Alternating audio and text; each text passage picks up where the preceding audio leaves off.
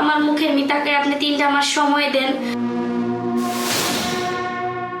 কোনো একটা কিছুর বিনিময়ে যদি আপনি চিন্তা ভাবনা করেন, আমি না হয় 3 মাসের জায়গা 6 মাসের সময় দিলাম।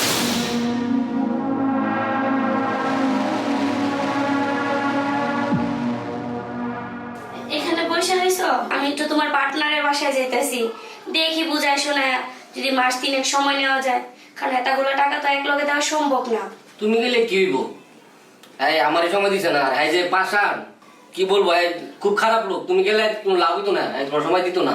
তারপরও আমি গিয়ে দেখি বুঝাই শোনায় মাস 3 সময় নিতে পারি কিনা, কারণ এতগুলো টাকা তো তোমার পক্ষে একবারে দেওয়া সম্ভব না।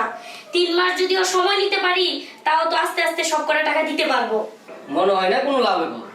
তারপরও তুমি যখন যাইতাছ তো যাও, তো তাড়াতাড়ি ফিরে আইসো।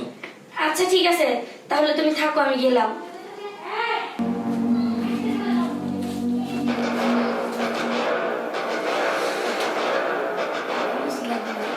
এখন পর্যন্ত আসতেছে নাকি?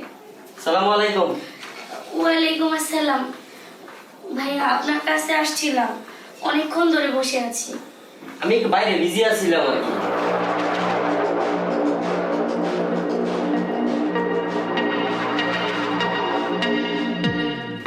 হয়েছে কি ভাইয়া, আমি ওই যে আপনার পার্টনারের বিষয়ে কথা বলতে আসছিলাম। আপনি কি টাকা আনছেন? না ভাইয়া, মানে হয়েছে কি, এখন তো ওর পক্ষে এতগুলা টাকা পয়সা দেওয়া সম্ভব না। আপনি যদি 3টা মাস সময় দিতেন, আমাদের এই 3 মাসের মধ্যে 3 বারে দিয়ে দিতাম। টাকার এত প্রেসার 3 মাসের সময় দেওয়ার কোনো সুযোগ নাই। একটু আমার মুখের মিতাকে আপনি 3টা মাস সময় দেন, আমি আপনার কথা দিতেছি সব টাকা পয়সা আমি ফেরত দিয়ে দিব, কারণ ওর পক্ষে এখন এতগুলা টাকা দেওয়া সম্ভব না। দয়া করেন একটু। বলছেন খুব সুন্দরভাবে, আপনার মুখের দিকে তাকাইলে আমার পেট ভরবো না। তাও যখন বলছেন কোনো একটা কিছুর বিনিময়ে যদি আপনি চিন্তা ভাবনা করেন, আমি না হয় 3 মাসের জায়গা 6 মাসের সময় দিলাম।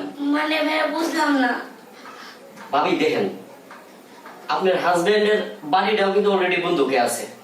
হ্যাঁ। আর আমার কাছে যে টাকা আছে সে চেক দিছিল, অলরেডি ডিজুনাল হয়ে আছে। যে কোনো টাইমে পুলিশে আপনার জামাইরে অ্যারেস্ট করতে পারে। আর আপনি যদি আসলে আপনার ভাবে আমার কাছে ভালো লাগছে, আপনি যদি আমার প্রস্তাবে রাজি থাকেন, তাহলে চিন্তা ভাবনা করেন, নতুন করে আবার জীবন শুরু করেন।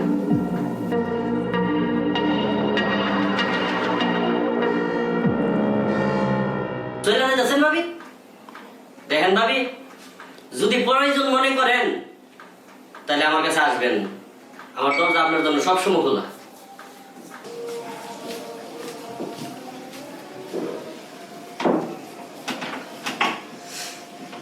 আইসো?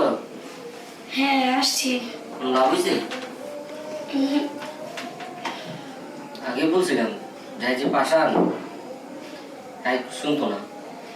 অনেক চেষ্টা করলাম, অনেক হাতে পায়ে ধরলাম, উনি তো রাজি হলো না। এখন আমার কি হইব? আমার তো পুলিশে ধরে নিয়ে যাবো, আমার মান সম্মান আর থাকলো না। তোমারে আমি আগেই বলছিলাম যে দেখো, পার্টনারে ব্যবসা করো না, তুমি তো আমার কথা শুনলা না। এখন আমার আত্মহত্যা ছাড়া আর কোনো পথ নাই।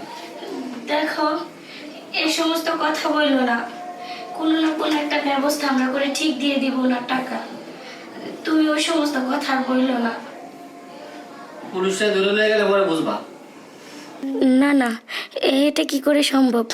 আমার স্বামীরে পুলিশে ধরে নিয়ে যাইব? পুলিশে ধরে নিয়ে গেলে তো আমাদের মান সম্মান থাকবে না। আর কি বললো, ও আত্মহত্যা করবে। ও যদি মারা যায় তাহলে আমি বাঁচবো কি নিয়ে? আমি এটা মেনে নিতে পারবো না। আর এতগুলা টাকা তো আমাদের পক্ষে দেওয়া সম্ভব না। আমার তো কোনো পথও খোলা নাই। এক কাজ করি, ওনার কথাই আমি রাজি হয়ে যাই, তাহলে তো আমার স্বামীর জীবনটা বাঁচবে। আমি জানতাম আপনি আইবেন, কারণ না হওয়ার মতন আপনার কাছে কোনো উপায় নাই। আসছেন, সিদ্ধান্তটা সঠিক নিছেন। এখন আপনার হাজবেন্ড একটা নিঃশ্বাস নিতে পারবো। ভাইয়া আপনি আর ওরে টাকা পয়সার জন্য চাপ দিবেন না তো।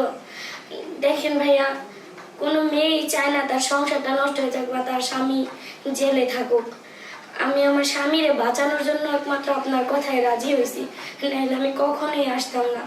ভাই আপনি আমার সাথে বেইমানি করবেন না তো? ওরে কখনো টাকা পয়সার জন্য আর চাপ দিবেন না তো? অ্যাকশন। না ভাবি, আর কোন সময় টাকার জন্য আমি চাপ দিব না। আর চাপ দিব কেমনে? আমার মনে যেটা চাইছিল এটা তো আমি পাইতাছি। আর আপনি যদি চান, আপনি মাঝে মধ্যে আমার সময় দিবেন, তাইলে মনে করেন আপনার ফুল সংসারের দায়িত্ব আমি নিব। ভাইয়া, এর বেশি আমি আর পারবো না। শুধু একমাত্র এই ঋণটা জন্য আমি আপনার কথায় রাজি হয়েছি। আপনি শুধু এই ঋণটা শেষ করে দেন, তাইলেই হবে, আমার আর কিছু লাগবে না। ঠিক আছে, সমস্যা নেই। তুমি যতটুকু রাজি আছো আমি অতটুকুই রাজি। চলো। ঠিক আছে।